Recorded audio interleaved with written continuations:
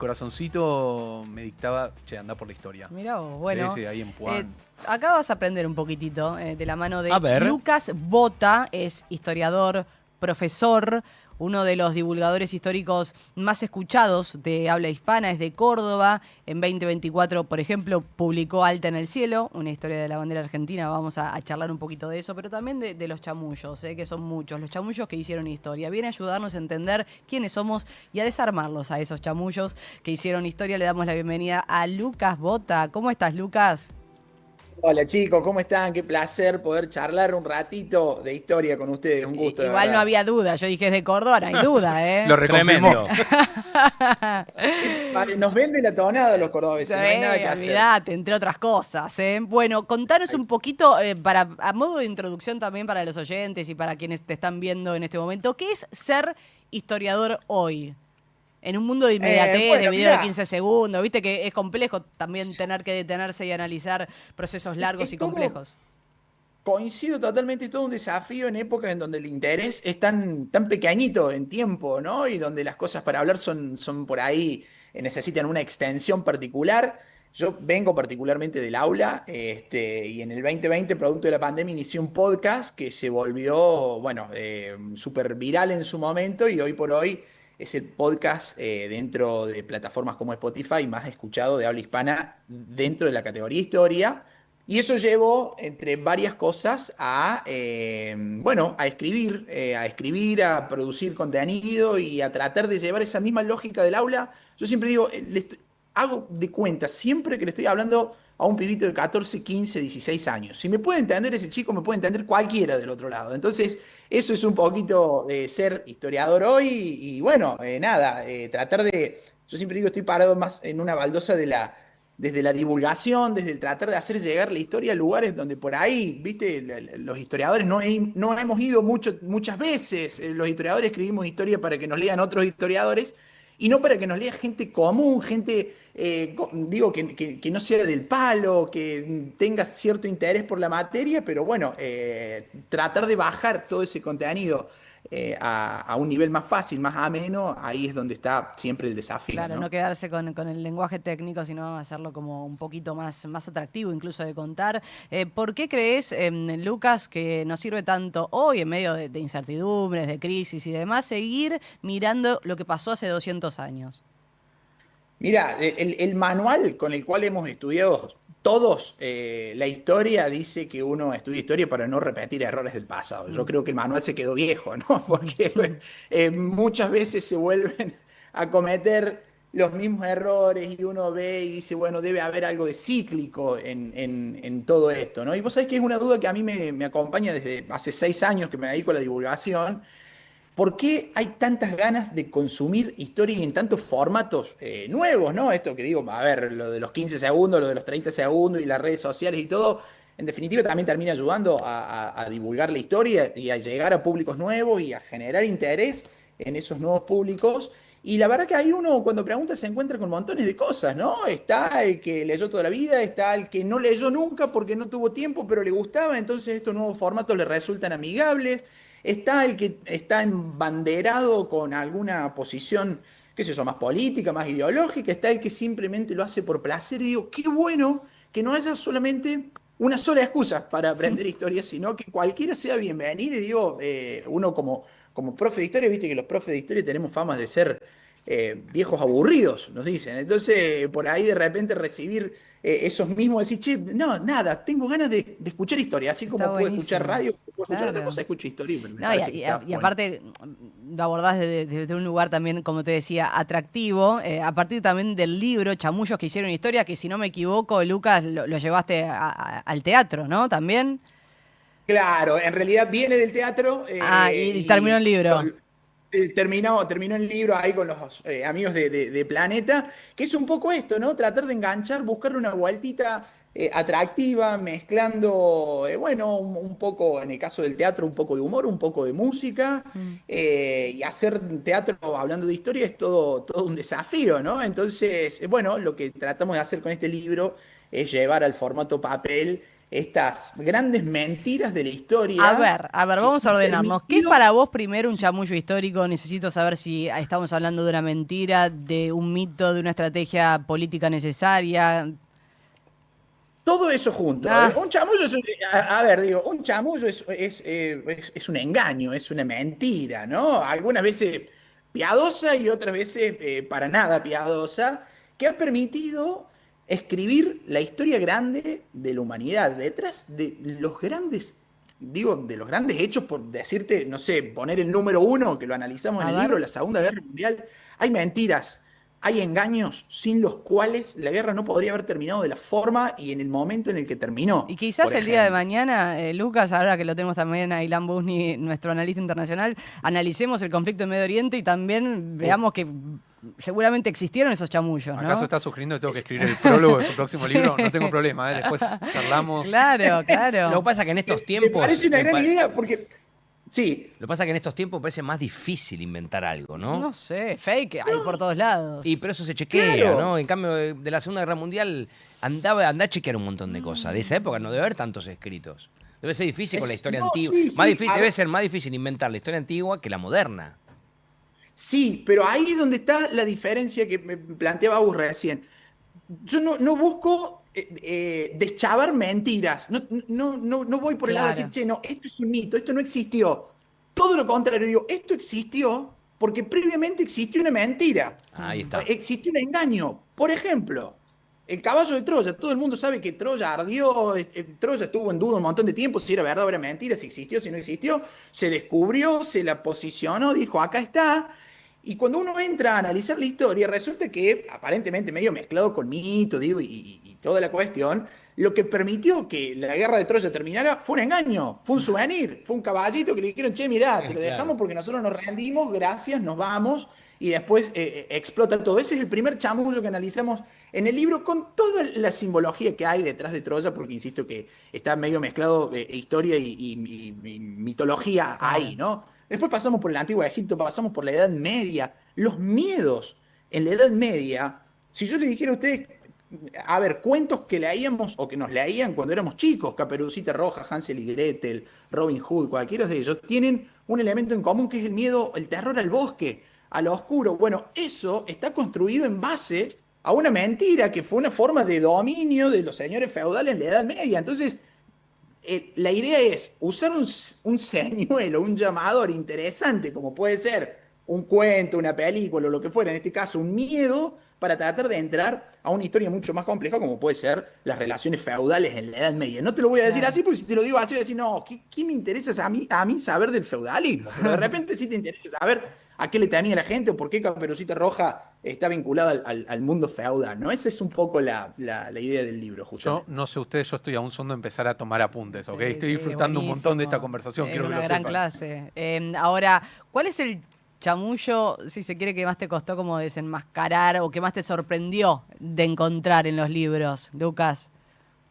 Bueno, yo me metí con dos operaciones en la Segunda Guerra Mundial que, bueno, una de ellas se hizo muy famosa por una película hace poco tiempo, en donde, bueno, había que hacerle creer al ejército alemán que los aliados iban a desembarcar en Grecia para que finalmente, de manera efectiva, desembarcaran en Sicilia. Ahí entra toda una búsqueda de un cadáver que pudiera ser asociado a una muerte por ahogamiento para hacerle creer a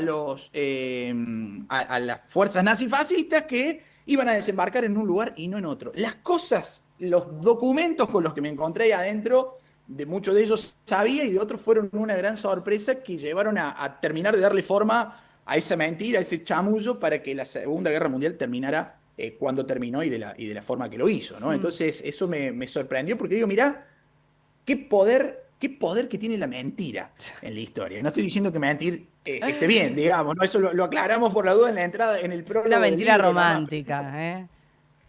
Claro, y que tiene un fin que en definitiva, pues no, le digo, estamos hablando de terminar con la Segunda Guerra Mundial, ni más ni menos. Claro, Y así claro. como eso, analizamos tantos otros y con finales tan diferentes también. Siempre nos enseñaron, Lucas, que Belgrano miró al cielo y vio la bandera. A ver, este es uno de los grandes chamullos fundacionales de nuestra identidad. Sí, pero ese es un chamullo tramposo, esa es una mentira, ¿viste? Que yo hasta en cierto punto la entiendo. Cuando escribí sobre la bandera argentina en el 2024, digo, a ver, también me pongo del lado de esas señoritas de escuela, ¿no? Que nos tenían que hacer entender por qué la bandera era celeste y blanca, y eso era dentro de todo útil. No lo justifico, pero era qué sé yo, hasta romántico parecía la historia. Después ahí adentro pasan montones de cosas. Era un color que ya estaba asociado a España, que estaba inspirado en el manto de la Virgen, que a su vez los españoles tenían una escarapela celeste y blanca exactamente igual a la que después va a crear Belgrano. Entonces digo, hay tantas historias escondidas que parecen escabullirse ahí en los libros y en el boca a boca y en las transmisiones que hay de la historia, que bueno, que está bueno por ahí detenerse, parar la pelota un ratito y profundizar un poco. Eso es lo que buscamos justamente. También hablas de mentiras que nos contaron en la escuela, son muchas. ¿Cuál es ese prócer que tenemos allá arriba? Viste que de chiquititos siempre tenemos un prócer preferido, pero ¿cuál es ese que de algún modo te defraudó o que se convirtió en ese gran estratega del engaño, a tu forma de ver? Bueno, qué buena pregunta. Mira, no me voy a meter, no voy a ir a la historia argentina porque ahí me voy a tirar a lo hondo y sí, voy a tener que buscar la orilla enseguida. Pero a mí me pasa mucho, he sido durante toda mi formación un fanático de Napoleón Bonaparte, por ejemplo. Claro. Pero fanático, me he leído un montón y digo, qué buenísimo este tipo, qué crack. Las independencias de nuestro país, por ejemplo, no se podría entender sin Napoleón Bonaparte, por lo que estaba haciendo en Europa. Y de repente vos te metés adentro de la historia de un prócer a nivel mundial, digo, ¿no? Porque es admirado en todos lados Napoleón. Y digo, wow, qué habilidad para mentir que tenía este muchacho, qué habilidad, alto chamullero, decimos acá en Córdoba, Lo ¿no? admirás El prácticamente, tipo, claro.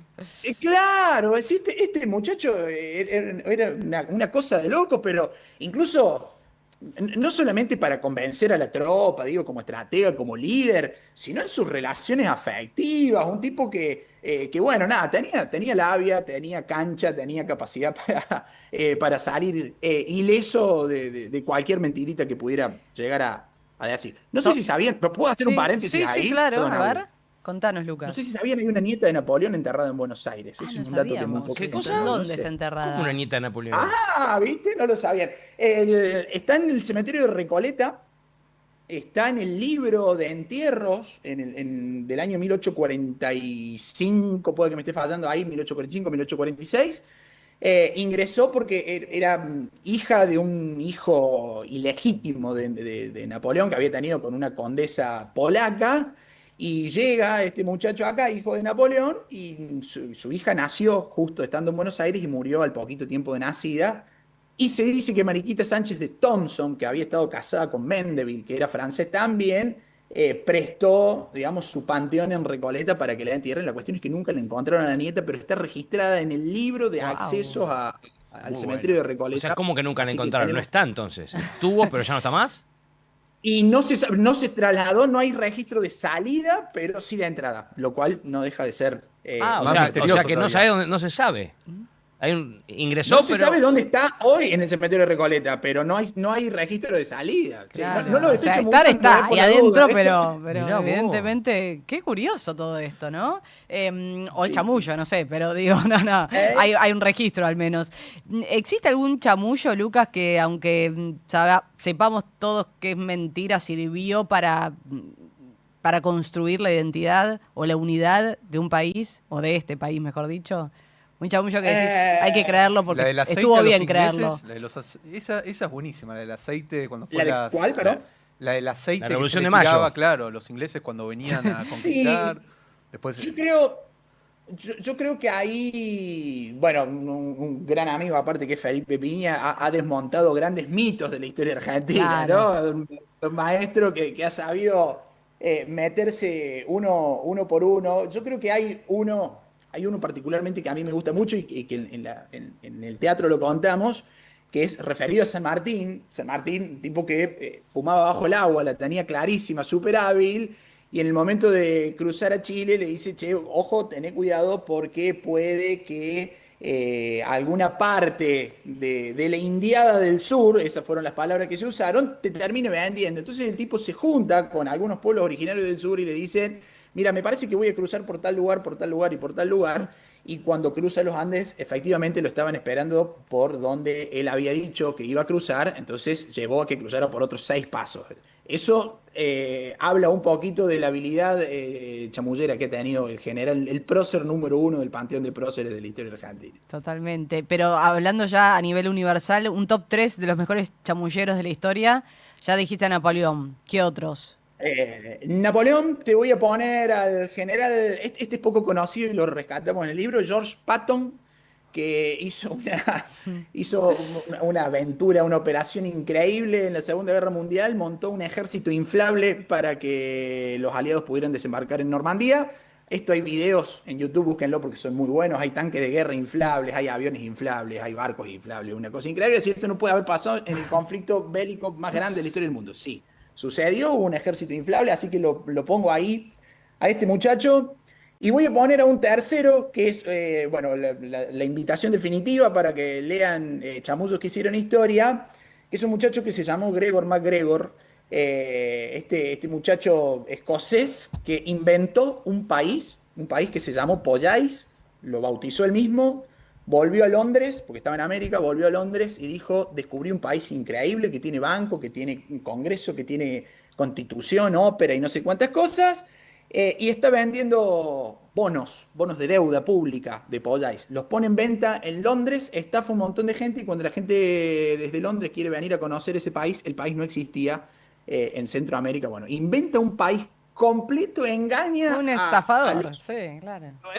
a un lobista Un loco. de la bolsa de Londres del siglo XIX y que fue un hábil chamullero. Wow. Bueno, ¿y cuál crees el chamullo actual que en 100 años vamos a estudiar o van a estudiar en la escuela como una verdad absoluta?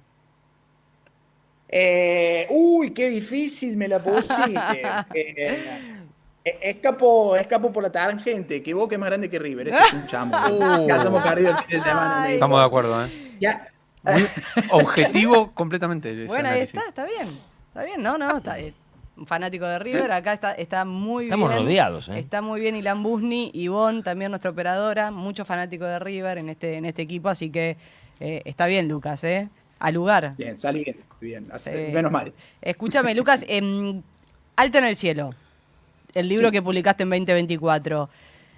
Hace poquito, Chamullos que hicieron historia, que se convirtió en libro, pero que nació en el teatro. ¿Qué es lo próximo? Lo próximo, mirá, por esas cosas locas de la vida, este mundillo de la divulgación histórica me ha llevado a recorrer el mundo haciendo viajes históricos, así que estamos muy en esa y digo, muy en esa. ¿De qué se trata? Hacemos viajes por el mundo a hablar de historia en los lugares donde pasó la historia. Y Mirá qué mientras bueno. tanto llevamos el libro y mientras tanto llevamos la obra de teatro y mientras tanto vamos girando contando historia, no sé. Nos pasó el año pasado dentro del Coliseo Romano, en la Torre Eiffel, hicimos España este año y la gran apuesta ahora que hacemos en agosto y en octubre es un viaje sobre Segunda Guerra Mundial, justamente visitando Alemania y Francia.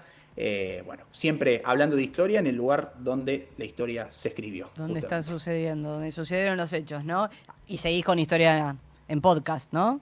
Sí, Historia en Podcast todos los sábados firmes, así que bueno, la invitación también a que nos encuentren por redes sociales o por estas plataformas de audio por streaming que ahí estamos siempre hablando de historia. Muchas gracias, Lucas. Abrazo grande. Chicos, un placer enorme, un abrazo gigante. Abrazo. Que sigan los éxitos. Lucas Bota, historiador, profesor, divulgador histórico, uno de los más escuchados de habla hispana en ese podcast que recién comentaba. Y estuvo bueno conocer un poco más de esos chamullos que hicieron historia, ¿no?